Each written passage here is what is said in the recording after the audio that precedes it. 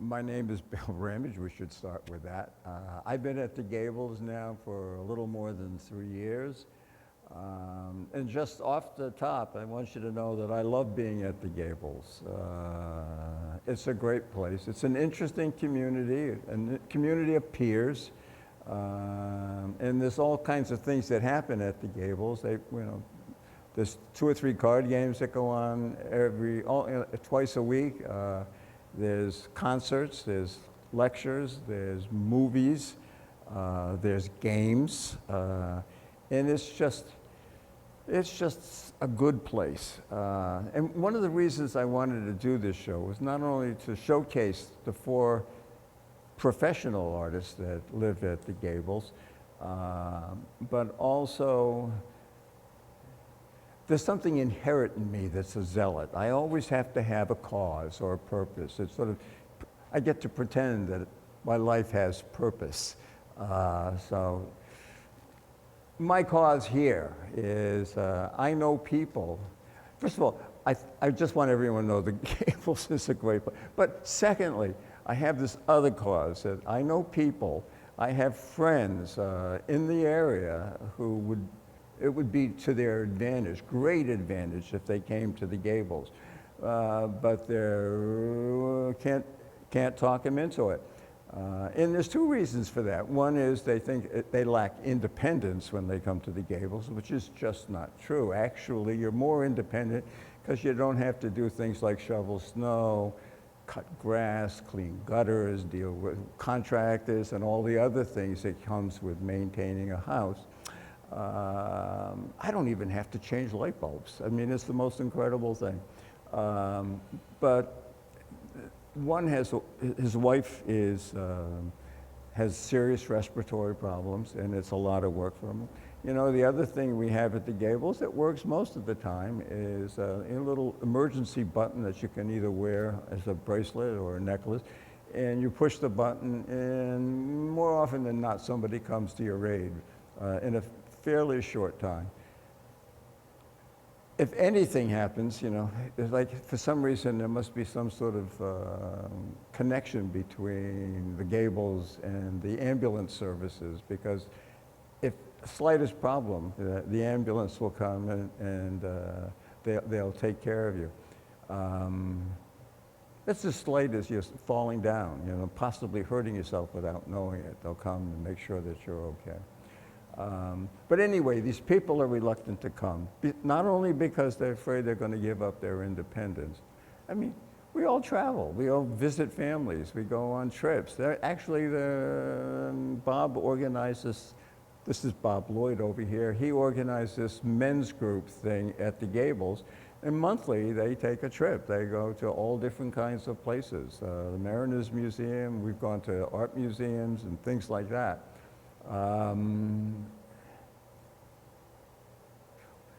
Well, anyway, back to my main point.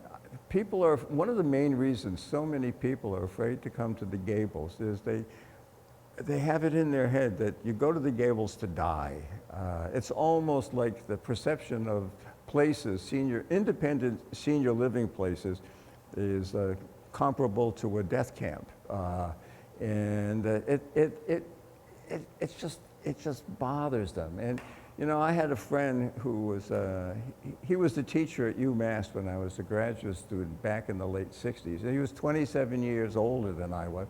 And so I visited him almost his entire life, once, 2, 3 times a year, you know, and we'd go out to lunch. And then after he became less mobile, I would take out food, and we'd spend an afternoon. And he was miserable. I mean, he was lonely because almost all of his friends had died. And very few people would come by. Somebody would occasionally come by with a meal for him and things like that. He was housebound because he was no longer mobile enough to go down the stairs to get to his car. And when he got to his car, he would get lost. He was miserable. And one time I was about to suggest that he should consider moving to a place. Again, then I didn't know about the Gables, because I could have really given him my Gables pitch if I knew what it was really about. But as soon as I mentioned it, I mean, he just cut me off. He wasn't going to hear it. He didn't want to hear the words. he thought it was the place to die. Unfortunately, for a lot of these people who are lonely and unhappy, it's self-fulfilling, it's like predicting that, that this would be a place to go and die. And unfortunately, if they do come to the Gables, it's usually because nobody's really willing to take care of them anymore and they need a place to die. And I'm not saying that the Gables is the right thing for everybody. I mean, some people basically enjoy functioning independently, but in fact, I wasn't interested in that, so I came to the Gables. So those are the dual purposes, to sort of showcase the four of us, Bob Lloyd, Lowell, Klock, and Helen Dillon. And again, Helen is exhibited at Frog Hollow. Lowell is exhibited all over the place. Bob is he taught art history and architecture, and studio art. And so we've all been sort of professionally involved. And I've shown around somewhat, so it's just that there's this talent here. And this is something that happens at the Gables. I mean, this is something that's not dying. So yeah, that was always sort of a concern. And that's my spiel. That's my bit. That's my purpose. That's my reasons for wanting to do this.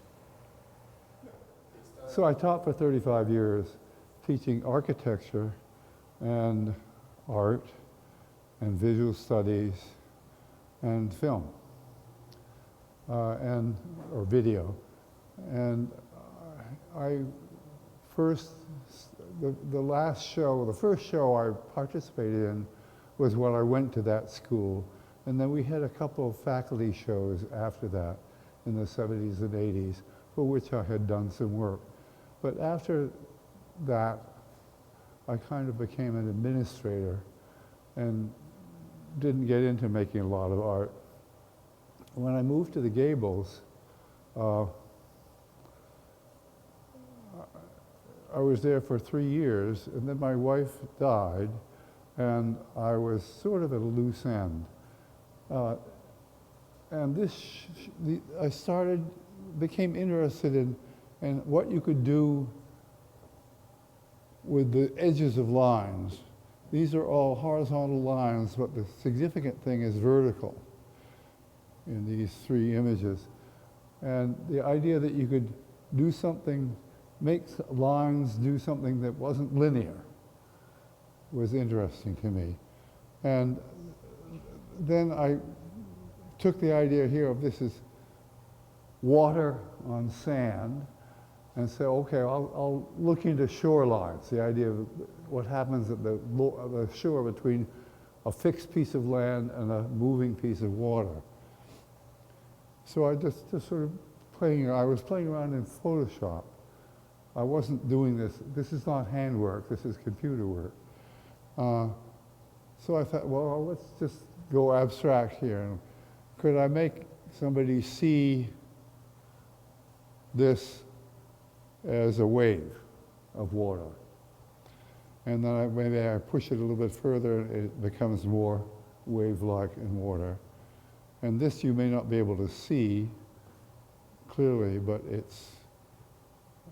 vertical lines are there, but there's a curved line, which is where the lines are left out.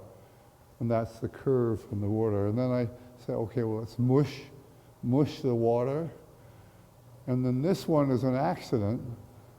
I drew a wavy line in Photoshop, stopped the line, and Photoshop then connected the two ends. So here you have a wandering edge of a line. A line is two edges, and one of the edges here is wandering. And this is just being literal, blue water, yellow sand. And then here, I played with the idea that you couldn't tell in these situations, if this was an edge between water and solid, it's ambiguous. You don't know which is solid and which is water, and you can switch back and forth as you're looking.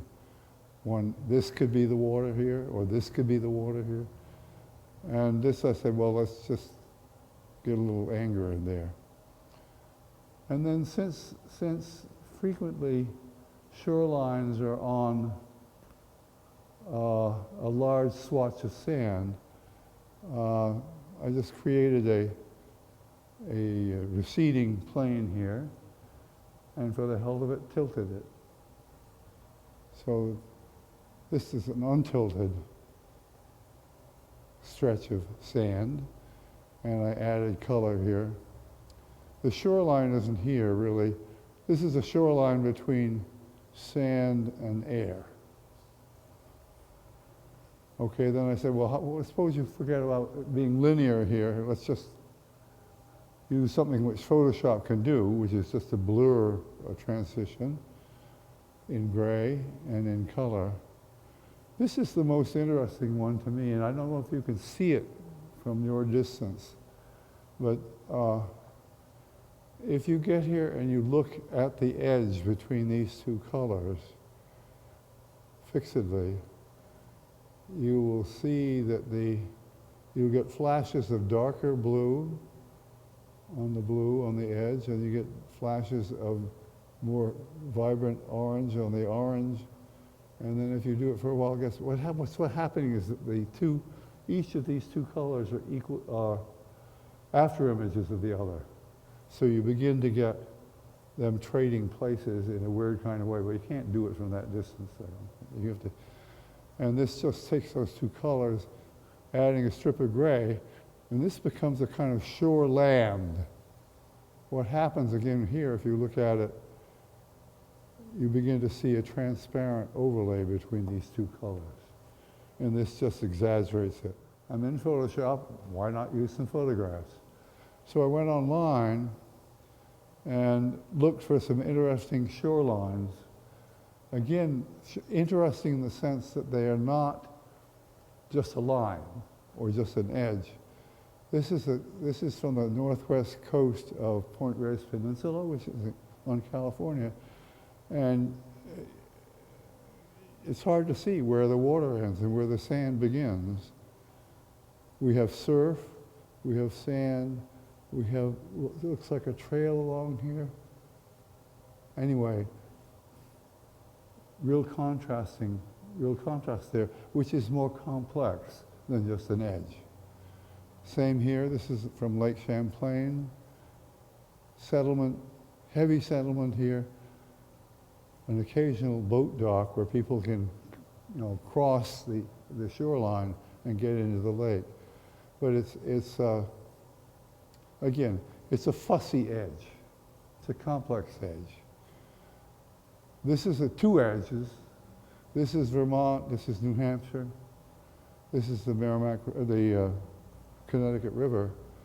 And you can see here you almost have 1, 2, 3, 4, 5, 6 edges, shorelines. The land is adapting itself. What's happening on the land is responding to the edge of the river. Whereas in New Hampshire, well, those people in New Hampshire, they're not. This is one of my favorites of the group. I found an aerial photograph of Hampton Beach, which is New Hampshire, which I remember going and hanging out with my family as a little child there. And here, to me, this is a stretch. Again, you're looking at the transition between ocean, surf, wet sand. I guess this is wet sand, and this is dry sand. I don't know if you can see, but some of these little dots are shadows of people. Again, it's a complicated business, this business of transition between land and water. And then I took a jump. I said, well, let's look at the retina of your eye and think of the retina of your eye as the land, and what's hitting the eye, coming to the eye and stimulating these nerve cells is the light coming from outside. So this is a reproduction of a drawing by a famous Spanish doctor who did very, very careful drawings of slides of, and these are, I'm going to get over to here. Here you have, these are rod cells which respond to changes in black and white light, and you have cone cells which are responding to various colors. And the interesting thing about the way your eye works with your brain is by the time the signals from the light gets through the eye and starts sending signals to the brain, the eye has done a great, enormous amount of simplification, subtraction, abstraction, you might call it abstraction. So this is a different kind of shoreline. This doesn't show up quite clearly. I just thought of this, in this image, the sky is the water and the mountains are the shore. And in this I tried to convey that the sky was rolling over the land. And here, this is Route 4 and Route 7 in Rutland. The boundaries of the highway are both land, and the highway itself is busy with traffic. That's the movement solid. And this is another weird one. You know, this is my second favorite one. This is, the title of this is Wall Ceiling. And this is something I see every morning when I wake up. You turn it on its side, the light is coming from a window here. All these photons are rushing along these walls without doing much, and then until they hit the wall here where they bring it to light. And the interesting technical thing here is that you can see the wall has two different hues here. It's kind of a yellow or a cream on the wall, and the ceiling is just it's a gray, but it's a white ceiling, but it's gray without light on it. And by the time you get, here's a value difference. And by the time you get up here, the value difference is different, and is the same. The value difference has disappeared, and so the two run together. I found that interesting. And then this is just a photograph from a little pond out in front of the Gables, where here's the land, here's the water, here's the land, fragments of the land in form of leaves, some of which are floating, some of which have sunk and are beneath the water. So the theme of this is shorelines, and referring back to something Bill said about this, people going to the Gables to die, in a sense, I'm 88 years old. In a sense, I'm standing on the shore of my life, looking at the future. And this is a testament to the complexity of that transition. Dying is not a simple matter. It's a process, it's a slow process, complicated process with little pieces, little fragments in it that sparkle. My name is Helen Dillon. I've been at the Gables for 3 years, and this is an example of what I did before I moved to the Gables. So these are serigraphs or silkscreen prints. They usually use maybe 6 or 7 or even 9 different colors. I have to make a screen for every color, and the colors are ethyl cellulose inks. They air dry in about 20 minutes, and they are impervious to moisture and sunlight, which is good. Most of them I did from photographs I took. A couple are from photographs that I came across, like this one here. That was in an old Vermont Life magazine, so that's what I used for that. This one here is from East Calais. The round barn is no longer there, but the house still is, and the man who owned the property across the street used to operate the Grandview Winery, and he used 2 of my prints as labels for his wine bottles. This one was a church in East Machias, Maine, the oldest, I think, Universalist church. It's no longer there. It just rotted and fell down. And let's see. This is some barns in Addison County. These are barns on Route 12 going to Bethel. One of them is no longer there, but I took a picture luckily and had the two of them. This one is barns on Route 12 going to Woodstock. This is solid there, but I opened it up so I could have a title, a view between, and added the cows. And that one, obviously, is Tunbridge. That was from an old photo in Vermont Life magazine. How I got interested in printmaking, I was living in Massachusetts at the time, teaching, and my daughter had taken a course in silversmithing at a museum there called the Fuller Museum. And she said, you ought to try something there. I think they got something you'd be interested in. So I took a crash course in screen making and silkscreen printing. And we actually did make our own screens. And I got really interested in that. And I had been coming to Vermont for several years skiing. In fact, I had joined a ski club in Pittsfield, Vermont. So I moved to Vermont in January of 1980. And shortly thereafter, went to work for a fellow who did t-shirts. So I worked for him designing t-shirts, printing t-shirts, and whatever. And at the same time, I started making my own screens and doing a little printmaking. And then I started to investigate galleries. The first gallery that took me was a Gallery 2 in Woodstock, Vermont. And since then, I had branched out into about 5 different galleries. But because I no longer am printing, and it's kind of hard for me to get around, I consolidated what prints I had left into one gallery in the Artisans in Waitsfield. So these are basically what's left. When these are gone, everything's gone. I have no more prints to exhibit. But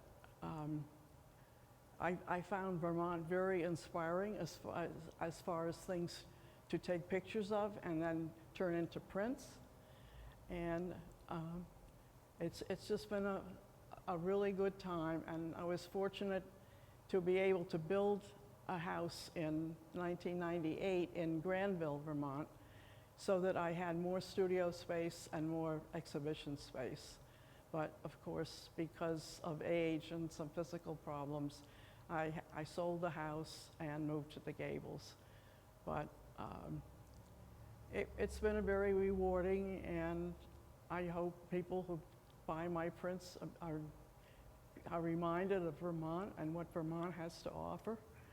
And it's just been a wonderful experience to be able to do this. And I also, when I started exhibiting in galleries, I did my own matting and framing, which cost a lot less.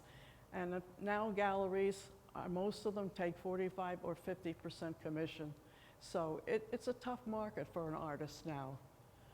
But I still have the one gallery, and I hope to be able, as long as I'm alive, to be able to give them what I have left to sell. So. My name is Lowell Klock, and I'm a photographer. I've been a photographer off and on since about 1995. I first got interested in photography when I lived in France,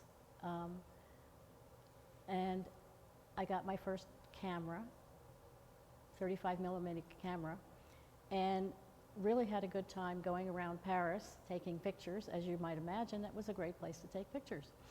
And then when I came back to the States, I did a lot of traveling after that.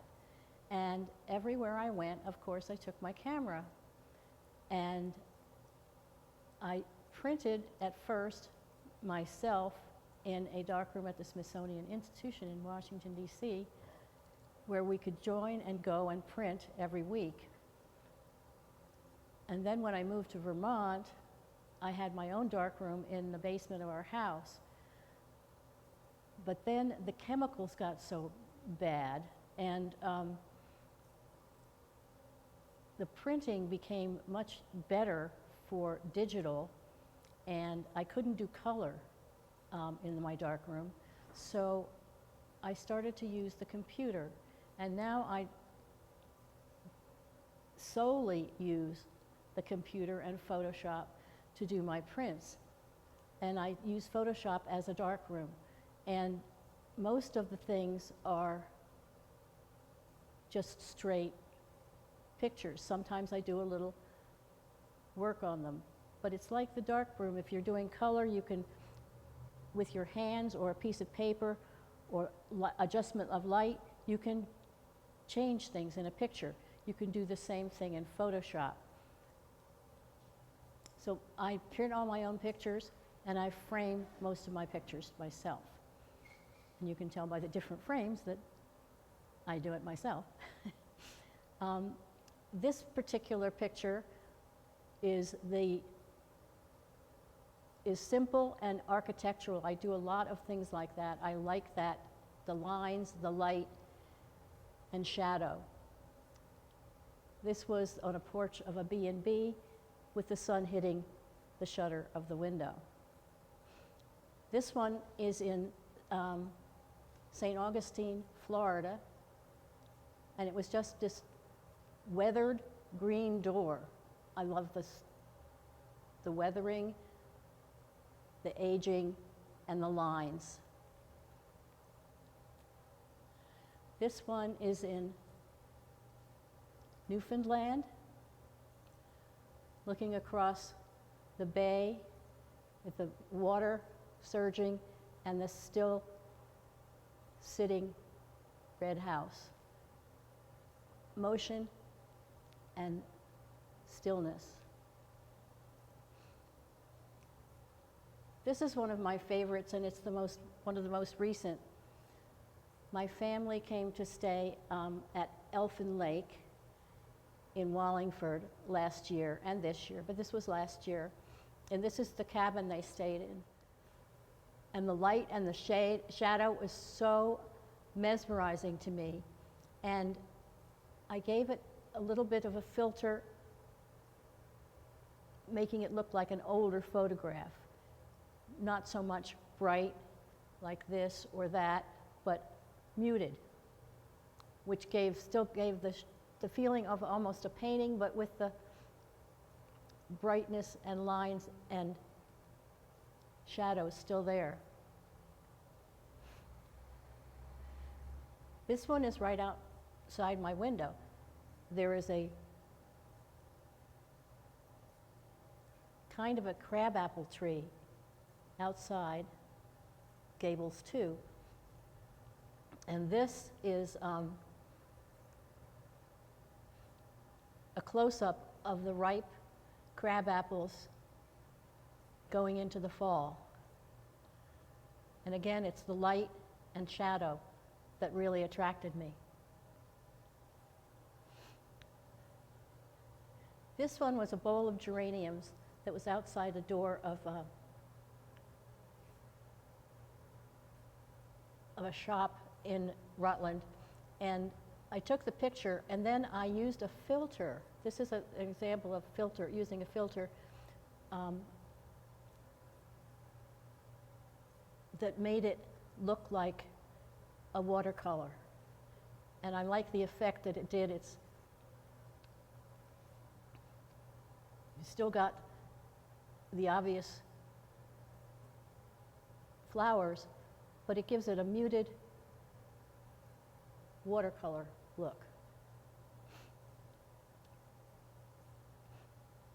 This one and the one down there are actually a pair that I hang together. This is a tree in Ireland that stood out because of it was dead. It was white. It was beautiful. Light and dark. and the other one was dark with white behind it. So you get the two contrasting trees. This one is New Zealand, where they have, this is a thermal stream. The North Island is very volcanic, and this is a thermal stream and it's hot. And these trees have adapted to growing there, and that's why it's green and growing, and the water is too hot to touch.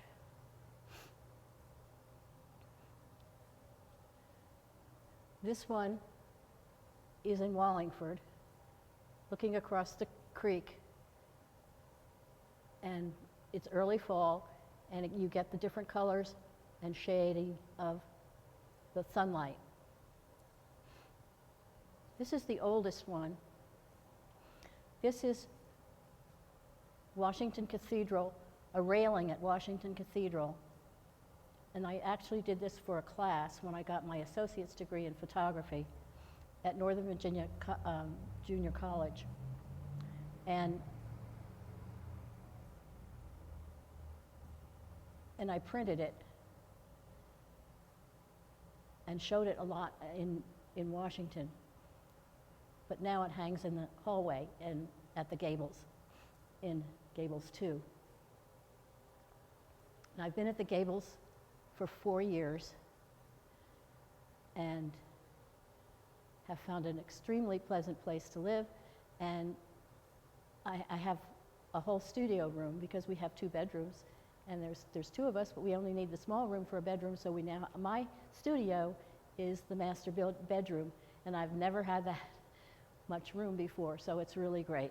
And I continue to be an artist exhibiting at the Chaffee in Rutland and at the Brandon Artists Guild in Brandon. And I really love what I do, and I do it all the time. And the Gables is a wonderful place to be able to do it. Well, one thing about the Gables, we talked about it being a place to die. Although it's not anybody's, it's not my intention, but there's a kind of sense of mortality that's sort of special than when you're hanging out in the classroom with a whole load of 18-year-olds. There's just a closer understanding. And at the Gables, for a while, there was a group that focused on writing memoirs. Well, I can't write my way out of a paper bag, so I just never joined the group. But the idea of memoirs and sort of looking at my life retrospectively was planted. And at the same time, because there's a constant serendipitous quality in my life, I don't know why, my wife said to me, you got to get rid of all of these T-shirts, they're taking up too much room. Well, these T-shirts go back to all these different times of my life, and I couldn't throw them away. I took them to my studio, they hung out for a while, and then one day, memoir, T-shirt, a T-shirt memoir. So that's what this is, and essentially it covers most of my life. Like for instance, this one here, these 2, this is the Salvation Army. I was raised in the Salvation Army. I'm the firstborn of Major William Ramage, and growing up in the Salvation Army is truly an interesting experience. Most people don't know, but the Salvation Army is a church. There's a ministry, although everything is done in military terms. We don't call them churches, we call them corps. And you don't put money in an offertory envelope, you put money in, it's called handing in a cartridge. So I mean, it just covers every aspect of being in a church. But it is fundamentalist. I mean, it's even more fundamentalist in its approach to religion than evangelicals. While I was growing up, every Sunday I had to attend 4 services, plus 1 during the week. Every holiday, well, Christmas, I was ringing the bell. My father, I was 12, would send me to the Bronxville train station at 5 o'clock in the morning, where I would play my cornet in my little child-sized Salvation Army uniform as commuters came traveling through. And a child in a child-sized Salvation Army uniform just couldn't pass it up. I made a fortune for the Salvation Army. Well, anyway, the Salvation Army is interesting. Every New Year's Eve, I had to spend midnight on my knees, as I did every Easter morning, on sunrise on a hill somewhere, regardless of the weather, praying as the sun came up. One of the things great about the Salvation Army sort of identifies itself with music.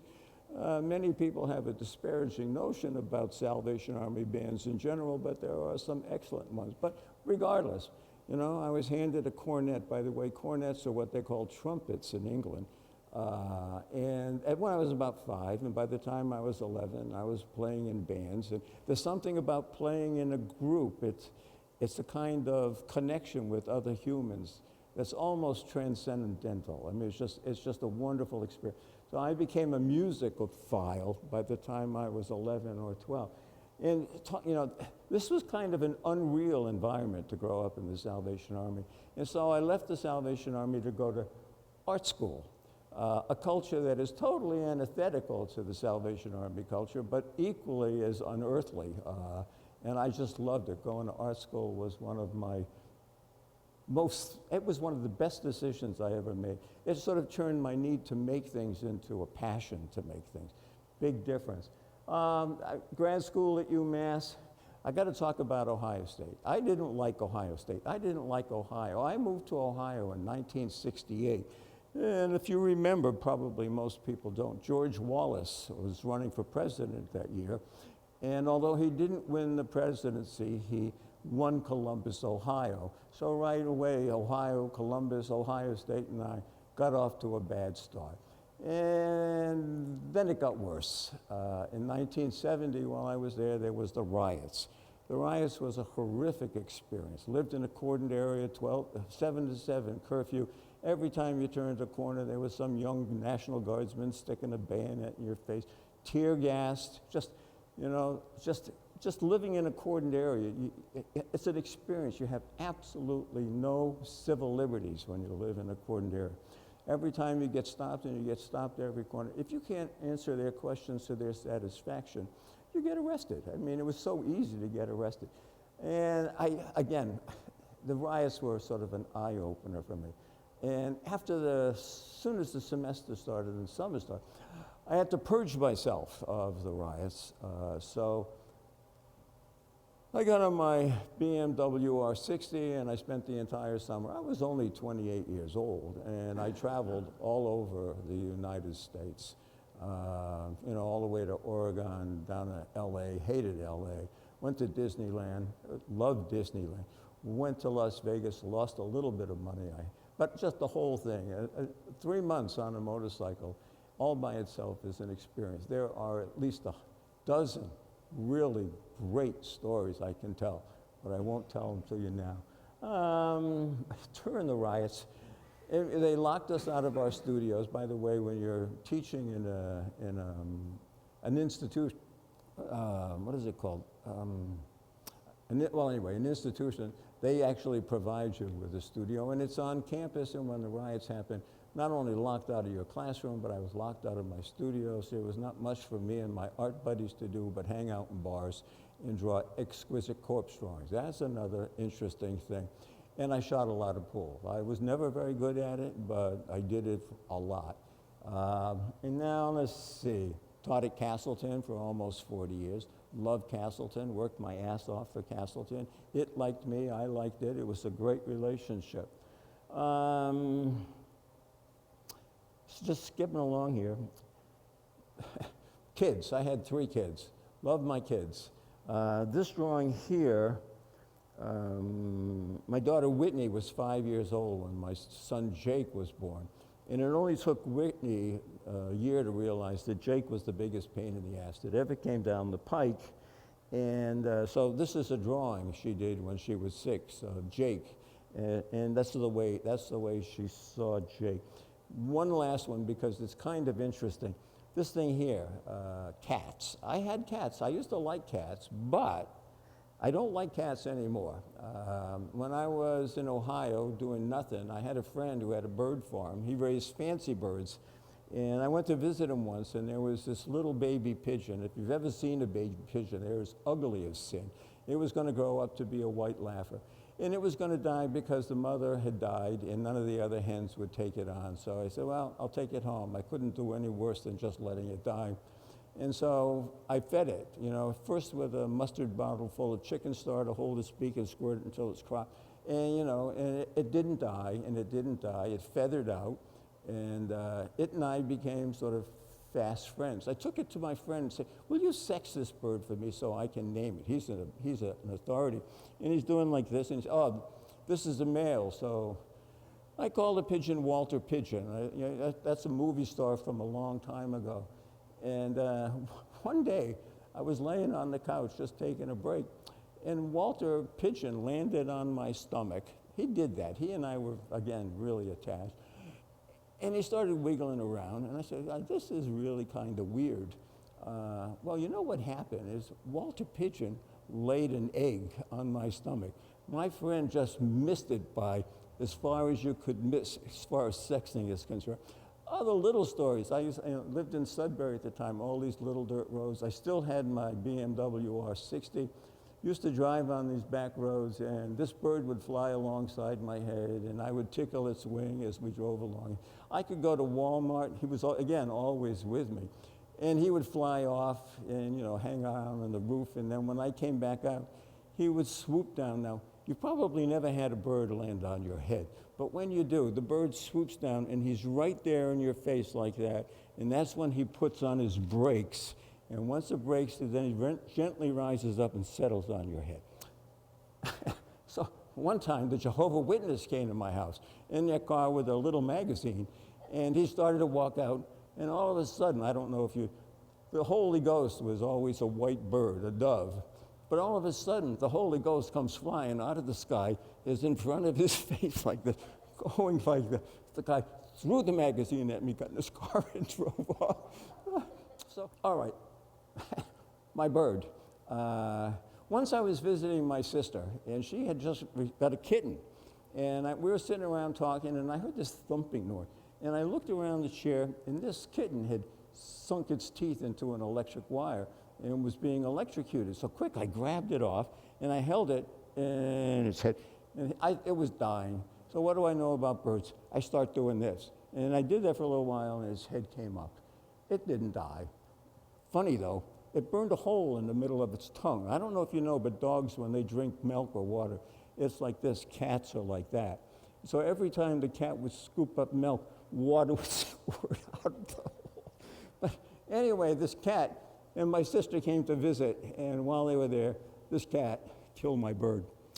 I was brokenhearted, but you know, it's just proof that no good deed goes unpunished. I can't help it. I think it's funny. But that's why I still have a grudge against cats. It made me very sad for days, for weeks, maybe a year. Now, there's a bunch of other things coming to Vermont. There's more artists per capita in the state of Vermont, I've been told, than any other state in the Union. Vermont is a great place to make art.